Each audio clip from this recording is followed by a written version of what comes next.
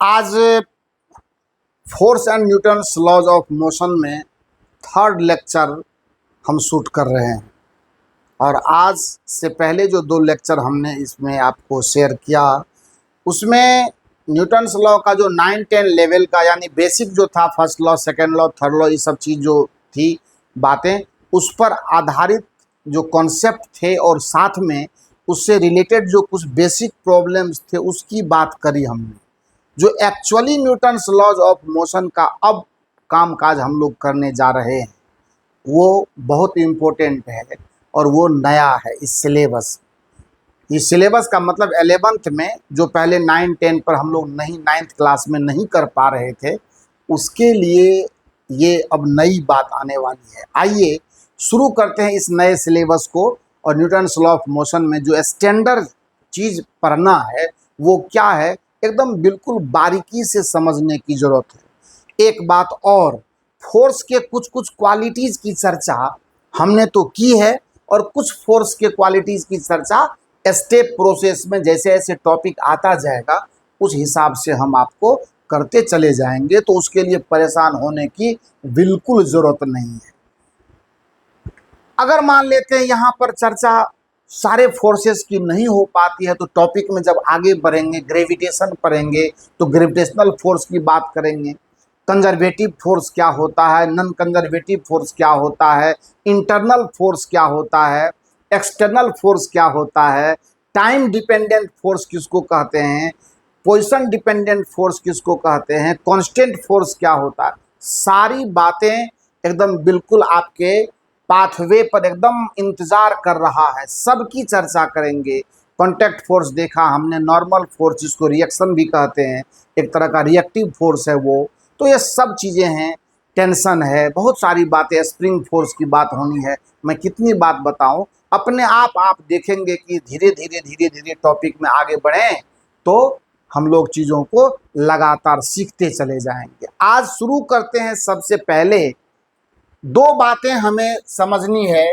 पहला, system and surrounding. System and surrounding. Surrounding इस किसको कहते हैं, सिस्टम एंड सराउंडिंग्स क्या होता है, ये एक नंबर की बात हो गई। और दूसरा जो सबसे इम्पोर्टेंट है, what is force diagram. What is force diagram. यहाँ न्यूटन्स लॉ का एक्चुअल प्लेटफॉर्म अब स्टार्ट होने जा रहा है। फोर्स डायग्राम को ही हम लोग फोर्स बॉडी डायग्राम भी कह सकते हैं।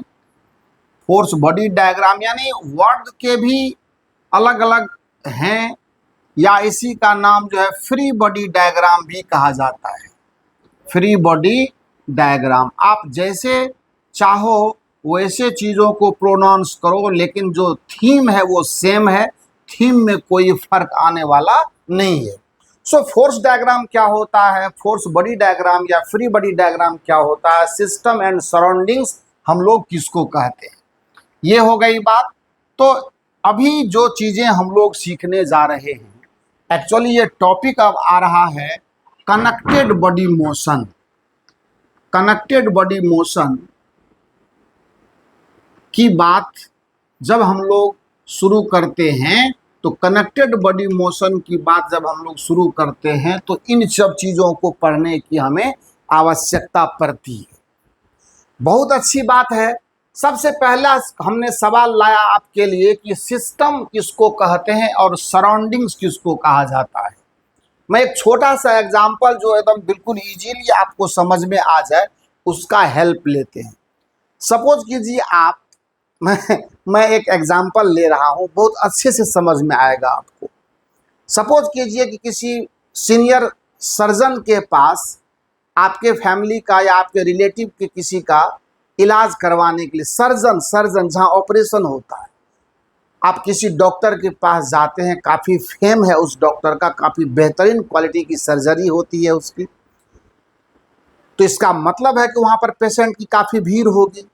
एक आप हुए और 10-20 और भी पेशेंट को उन्होंने ऑपरेशन के लिए बुला रखा है।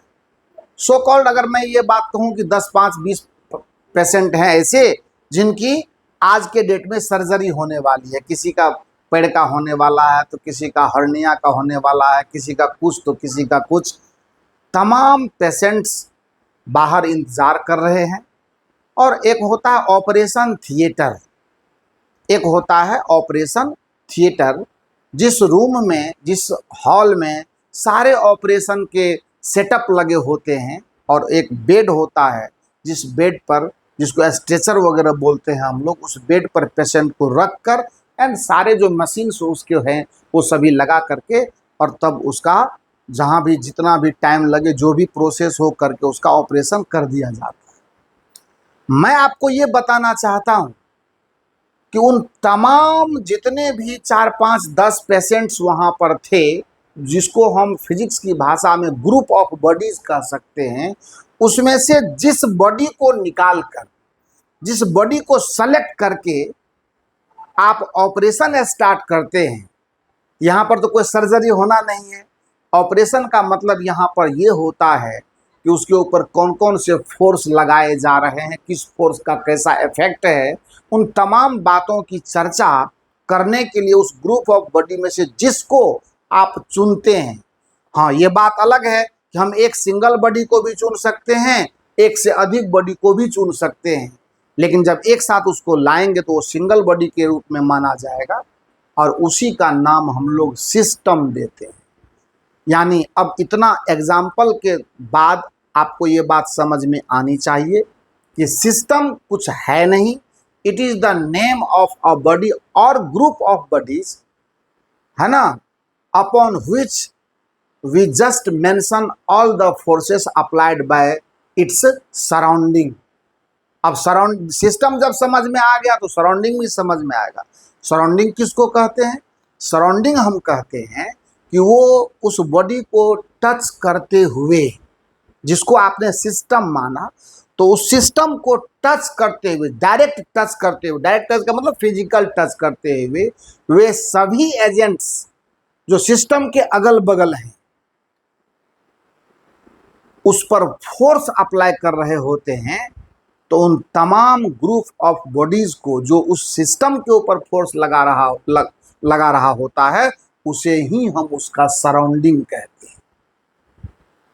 आप ये बात एक बार फिर से समझ लें, सिस्टम पर लगाए जाने वाले फोर्सेस जिन जिन एजेंट्स के द्वारा संभव हो पाता है बॉडी को आपके सिस्टम को डायरेक्ट टच करते हुए, वही आपके सिस्टम का सराउंडिंग कहलाता है।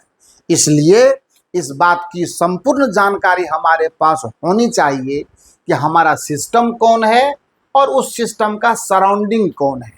इसके लिए आपको परेशान बिल्कुल होना नहीं है। इसलिए परेशान नहीं होना है कि जैसे ही हम एग्जाम्पल स्टार्ट करेंगे उसी क्षण, उसी मोमेंट आपको सिस्टम और सराउंडिंग की भरपूर जानकारी देने का काम करेंगे और आप बिल्कुल एकदम निश्चिंत होकर के चीज़ों को समझेंगे। कहीं से कोई तकलीफ होने वाली बात नहीं है, एकदम होगी तो होगी। अब यहाँ पे एक बात हमें याद आ गई है, मैं आपको हेल्प कर देता हूँ, क्योंकि ये ऐसा मतलब ऑब्जेक्टिव के रूप में मेरे दिमाग में अचानक से ये बात आई कि ये एक ऐसा ऑब्जेक्टिव है जो अब तक पूछा नहीं गया है, तो मे भी कहीं आपको पूछ दे।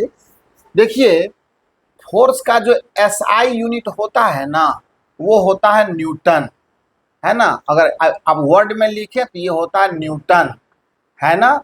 जो इसका CGS यूनिट होता है वो होता है डाइन, DYNE। इसका FPS यूनिट भी होता है जिसकी चर्चा जनरली लोग नहीं करते हैं, ये होता पाउंडल, POUNDAL। तो इस पर थोड़ा आप ध्यान देंगे, है ना। और जहाँ SI सिस्टम में kg मीटर पर सेकंड स्क्वायर होता है, वहीं CGS में ग्राम सेंटीमीटर पर सेकंड स्क्वायर होता है और FPS में LB फुट पर सेकंड स्क्वायर होता है, ये होता है। तो खैर कोई बात नहीं है, ये अचानक से मेरी जानकारी में आई, मुझे ध्यान आया तो मैं सोचा कि बता देता हूँ। खास करके ये ज़्यादा इम्पोर्टेंट है। और आपको तो पता ही है कि 1 न्यूटन 10⁵ डाइन के होता है, ये कॉमन बात है, इसमें बहुत ज़्यादा मिरेकल नहीं और बहुत ज़्यादा ऐसा नहीं कि मैंने ये बता करके तीर मार लिया, ऐसी कोई बात नहीं है। पर अचानक से बात आई, मैं तो पहले ही आपको कह चुका हूँ कि मुझे कोई प्रतिष्ठा नहीं कमाना है, मुझे फिजिक्स सिखानी है आपको। और जहाँ जहाँ से वो छिपी हुई बातें जो जनरली बच्चों का ध्यान नहीं जाता, वो अक्सर गलतियां करते रहते हैं या अफसोस करते हैं कि ये थोड़ा सा मेहनत करता तो मैं ये चीज़ भी सीख लेता, तो मैं उस पर ध्यान आपका आकर्षित करता हूँ। आइए, तो कनेक्टेड बॉडी मोशन को जब हम लोग स्टडी कर रहे होते हैं और जब उस पर हम अपना वर्क कर रहे होते हैं तो इन सब बातों की हमें ज़रूरत पड़ती है। अब ये फोर्स डायग्राम क्या है भाई, ये फ्री बॉडी डायग्राम या फोर्स बॉडी डायग्राम क्या है? तो फोर्स बॉडी डायग्राम या फ्री बॉडी डायग्राम हम लोग एक ऐसे डायग्राम को कहते हैं जिनमें सिस्टम पर लगने वाले तमाम फोर्सेस जो सराउंडिंग्स के द्वारा अप्लाई किया जाता है उसी का प्रदर्शन करते हैं हम उसमें। तो उस डायग्राम को, जिस डायग्राम में सिस्टम पर अप्लाई होने वाले सभी डायरेक्ट फोर्सेस को दिखाए जाते हैं, उसी को हम लोग फ्री बॉडी डायग्राम या फोर्स डायग्राम या फोर्स बॉडी डायग्राम का नाम देते हैं। सपोज कीजिए कि हमारा एक कोई ये बॉडी है जो यहाँ पर रखा हुआ है किसी सरफेस के ऊपर, तो उस समय में अगर इसका मास m है तो मेरे लिए ये सिस्टम का काम कर गया।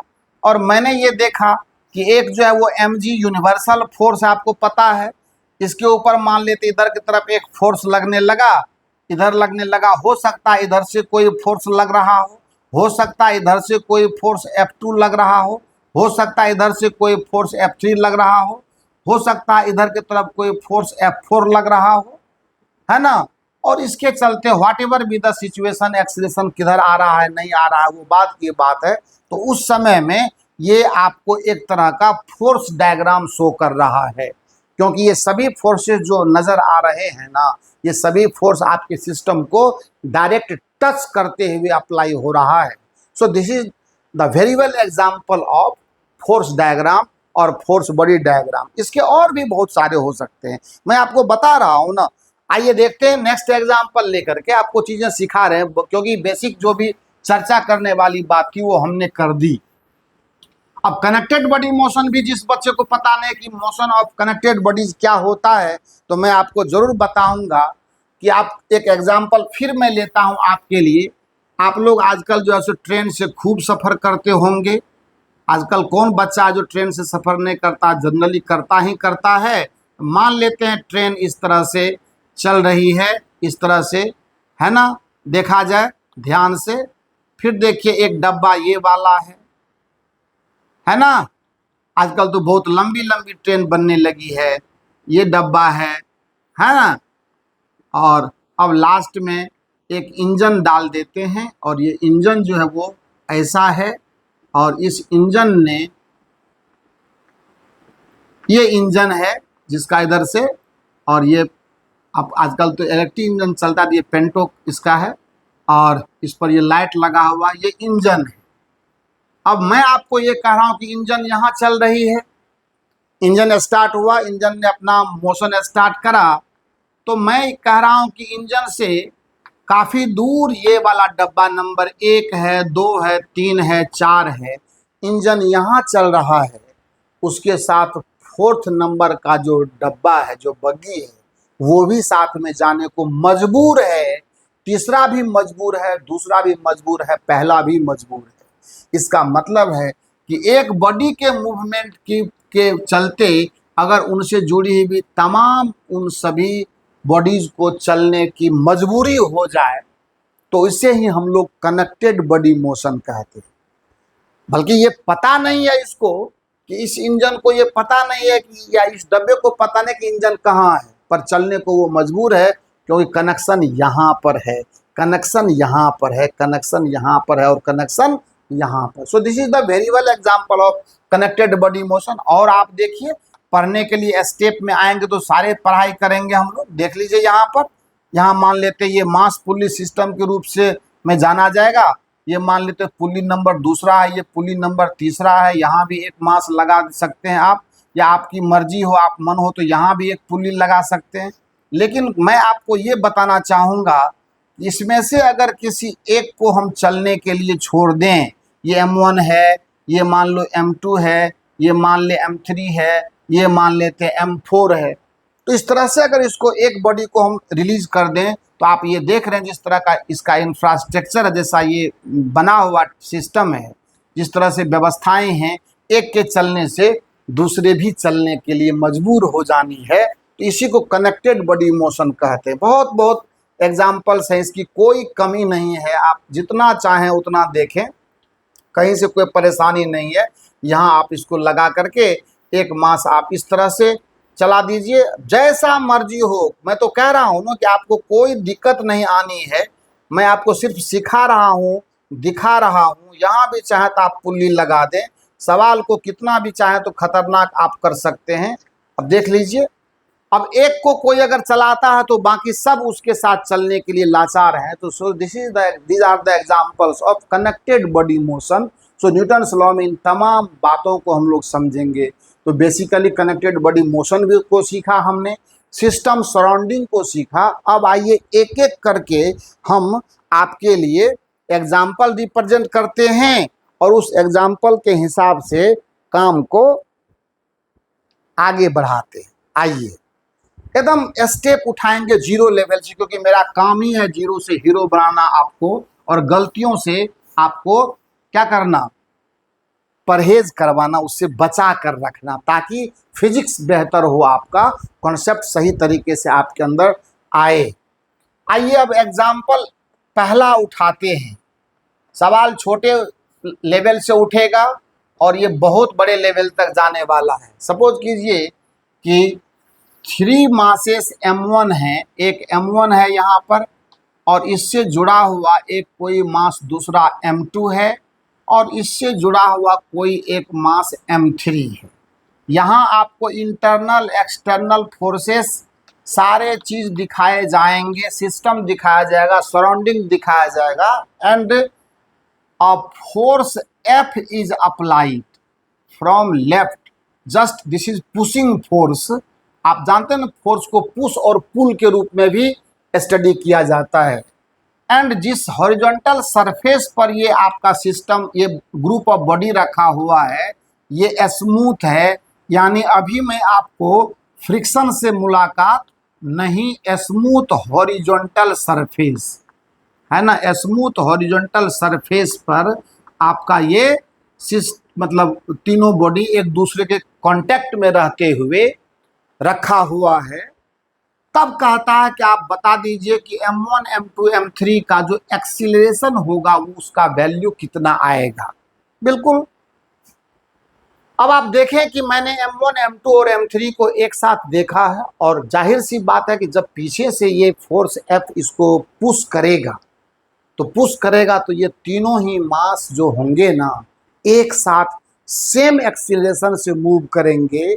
ये ना चाहते हुए भी, यह ना चाहते हुए भी, इसके पुश की वजह से तीनों को सेम एक्सीलरेशन के साथ चलना पड़ेगा। ये उसकी लाचारी है। जैसे हम आपने ट्रेन में देखा था ना, उस तरह का भी एग्जाम्पल आने वाला, उसकी भी फिजिक्स पढ़ेंगे हम लोग, उसमें भी system surrounding and operation of force diagram सब कुछ देखने वाले हैं। तो इसको धैर्य के साथ आप वीडियो को लगातार देखिए और एकदम पेशेंस के साथ समझिए फिजिक्स को। आइए, तो क्वेश्चन है find the accelerations of M1 M2 and M3। Accelerations of M1, M2 and M3। तो पहले तो लॉजिकली हम ये कह सकते हैं कि जिस तरह से इस मतलब सिस्टम की बनावट है, जिस तरह से मासेस को प्लेस किया गया है सरफेस पर, ये बात तय है कि M1 M2 and M3 will move with same acceleration, no doubt, है ना। तो यहाँ पर सॉल्यूशन जब इसका स्टार्ट करते हैं तो एक बात सबसे पहले देखते हैं, as per the arrangement, as per the arrangement of masses, as per the arrangement of masses.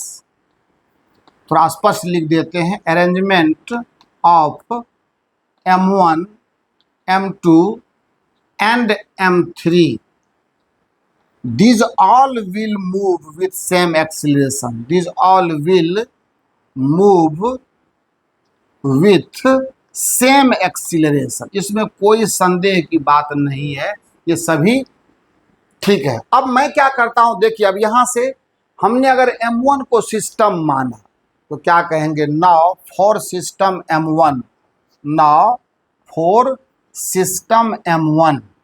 एक आध एग्जाम्पल में थोड़ा प्रिकॉशन लेंगे हम लोग, चूंकि बहुत सारी बेसिक सिखानी है आपको, थोड़ा सा as per the system M1। तो सिस्टम जैसे ही आपने M1 को सिस्टम माना, इसको यहाँ से हटा लेते हैं और फिर यहाँ पर क्या करते हैं, इसको अलग में M1 के लिए।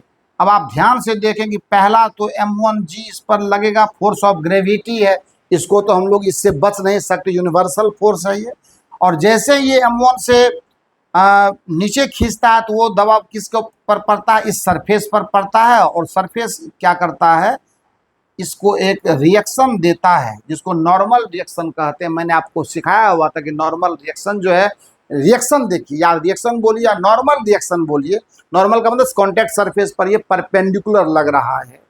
और दूसरा, इसके ऊपर मैं इसका फोर्स डायग्राम अगर देखूं तो पहला फोर्स डायग्राम ये बताता है कि इसके ऊपर एफ फोर्स देखिए इधर से लग रहा है। अब आइए आगे की बात करते हैं। आगे की बात क्या है, सोचिए जरा सा कि M1 पर अगर F फोर्स पीछे से पुशिंग फोर्स लग रहा है तो M1 क्या करेगा, M2 के ऊपर धक्का लगाएगा। अगर पीछे से कोई हमें धक्का लगाए और मैं किसी के कांटेक्ट में हो तो वो धक्का क्या होगा, मेरा धक्का सामने वाले को लगेगा। सिंपल कॉमन सेंस है। मान लेते हैं कि M1 ने M2 के ऊपर, है ना, एक फोर्स F1 अप्लाई करा, M1 ने M2 के ऊपर एक फोर्स F1 अप्लाई करा, तो न्यूटन का थर्ड लॉ क्या कहता, अगर आप किसी पर एक्शन कर दिए तो रिएक्शन आपको जरूर मिलेगा और उतना ही मिलेगा जितना आपने एक्शन किया था।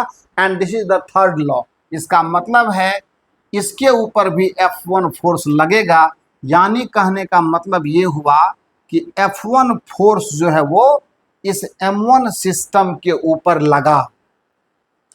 और अब तो पता है कि इसके अलावा कोई फोर्स दिख नहीं रहा है एंड एक्सीलरेशन आपका A है। पूरी तरह से सेकेंड लॉ को हम लोग यहाँ पे जज करेंगे, पूरी तरह से ओपन करेंगे, उसको पूरी तरह से सीखेंगे, समझेंगे, जानेंगे और उस पर थेसिस भी अपना देंगे।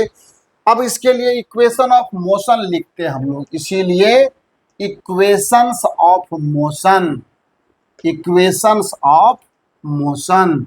यही देखिए न्यूटन के second law, F resultant equal to mass into acceleration along y direction there is no motion to the system, इसीलिए अपवर्ड फोर्स क्या होगा, डाउनवर्ड फोर्स के बराबर होगा। This is equation number 1।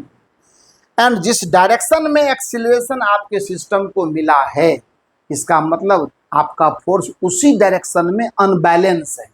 इसका मतलब है कि F minus F1 equal to M1 into A, ये दूसरा इक्वेशन हो गया। तो आपने देखा कि हमने किस तरह से ग्रुप ऑफ बॉडी में से अपना सिस्टम चुन करके निकाला, और जब सिस्टम चुन करके निकाला उसका फोर्स डायग्राम किया, और फोर्स डायग्राम करने के बाद हमने इक्वेशन ऑफ मोशन लिखा। उसी प्रकार से अब हमने सिस्टम को क्या मान लेना है, M2। फॉर M2 सिस्टम, अगर हमारा सिस्टम अब M2 बन करके आ रहा है तो जाहिर सी बात है कि M2 उस भीड़ से निकल करके बाहर आएगा। जब M2 उस भीड़ से निकल करके बाहर आएगा तो ले आइए बाहर। अब बताइए, ये जो F फोर्स है उससे दूर दूर तक कोई मतलब है M2 को, कोई मतलब नहीं है। लेकिन इतना तो है कि M2 को M1 ने धक्का मारा था, किससे, F1 से, तो M2 ने M3 को धक्का मारा, किससे, F2 से, तो उसने भी इसको रिटर्निंग दिया किसका, F2 का। ठीक है, एक्शन रिएक्शन। तो इसका मतलब यहाँ जो फोर्स होगा वो F2 के रूप में होगा, जो M3 सराउंडिंग से उसको मिलने वाला है, और आपको तो पता ही है कि M2G यहाँ है एंड नॉर्मल रिएक्शन लाइकली मान लेते हैं ये N2 के बराबर हो गया।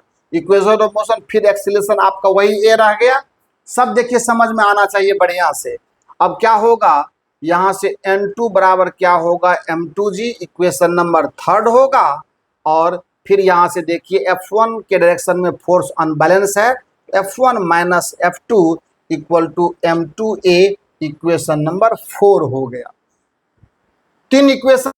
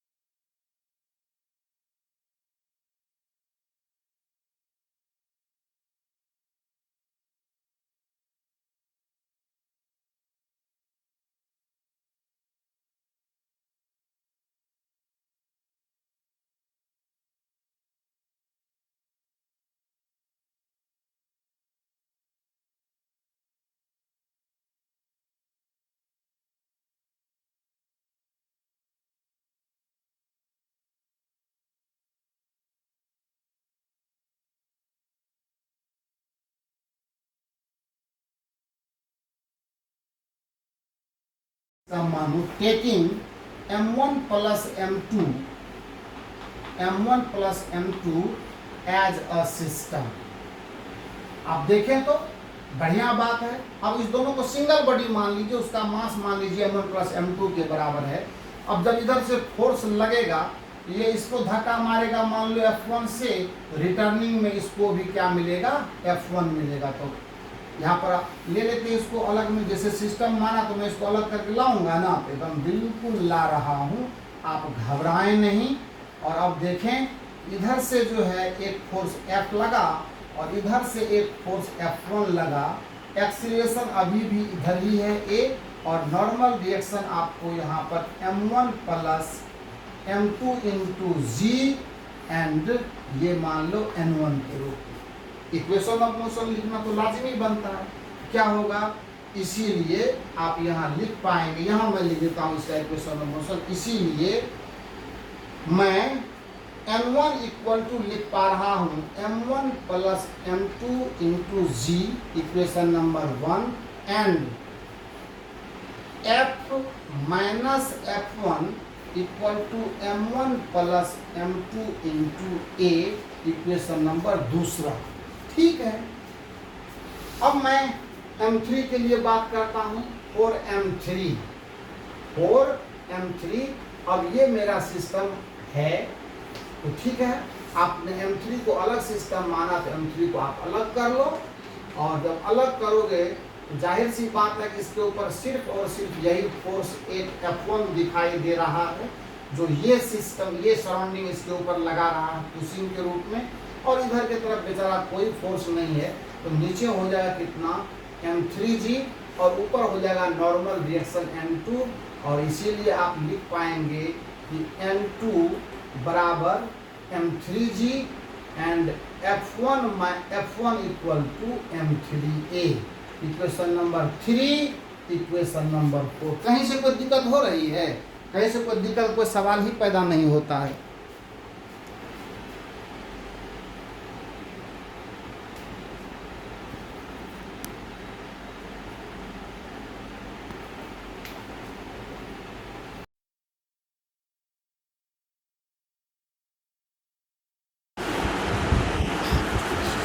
अचानक ये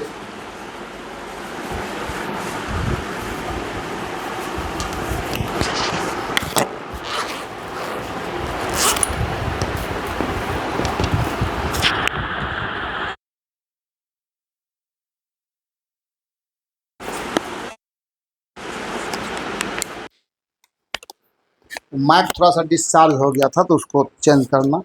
देखिए, कोई दिक्कत नहीं है। अब क्या करना है, यहाँ से हमको F1 की वैल्यू उठा करके यहाँ पर डाल देंगे, तो हमें अपने आप A का मान निकल जाएगा। तो फ्रॉम कहाँ से, तो 2 और 4 से, 2 एंड 4 इक्वेशन को जब मैं एक साथ लूँ तो मेरे पास क्या हो जाएगा, सॉल्व करेंगे तो F इक्वल टू, फिर से आपको वही बात आएगा, sorry, A equal to F equal to क्या हो जाएगा, ये m3a और plus m1 plus m2 into a, और इसीलिए a का मान फिर से वही रिजल्ट आएगा, f बटा m1 प्लस m2 और प्लस m3। फिर देखिए, अगर मैं चाहूँ कि मैं m2 प्लस m3 को एक साथ सिस्टम मान लूँ, तो m1 उससे अलग हो जाएगा, चीज़ वही मिलेगा। और अगर हम लोग ये चाहें कि मैं तीनों मास को मिलाकर एक सिस्टम मान लूं, तो फिर यहाँ पर भी कोई इंटरनल फोर्स जो है वो भी खत्म, उसकी वो इंटरनल बन जाएगा, ये इंटरनल बन जाएगा, बाहर कुछ नहीं दिखेगा। और जब तीनों को मिलाकर के सिंगल बॉडी मान लेंगे तो m1 plus m2 plus m3 आ जाएगा, और इसीलिए A बराबर फोर्स बटे m1 plus m2 plus m3। कितना आसान है चीज़ों को समझना। मुझे लगता है कि इस लेक्चर में एक ही सवाल है, एक ही एग्जाम्पल है, लेकिन इस एग्जाम्पल ने हमें बहुत सी चीज़ें सिखाई है। क्या क्या सिखाई, इंटरनल फोर्स, एक्सटर्नल फोर्स, है ना, सिस्टम का नॉलेज, सराउंडिंग का नॉलेज, ऐसी बहुत सी बेसिक बातें हम लोगों ने सीखी है इस लेक्चर में। और अब इसको आज यहीं तक रहने दीजिए। नेक्स्ट वीडियो में 2-3 चाहेंगे करने के लिए, क्योंकि अभी बेसिक में थोड़ा टाइम लग रहा है आपको एक एक स्टेप तोड़ तोड़ करके सिखाने में, तो ज़रा मैंने जल्दबाजी नहीं करनी है। एक ही बात सीखिए ना, है ना। वीडियोस की संख्या हम बढ़ा देंगे, 3 4 5 वीडियो, संभव हुआ तो 2-3 वीडियो एक दिन में आपको पब्लिश कर देंगे। लेकिन नंबर ऑफ वीडियोस से, नंबर ऑफ लेक्चर से मतलब नहीं है, नंबर ऑफ फिजिक्स सीखने से मतलब है। ठीक है, थैंक यू सो मच।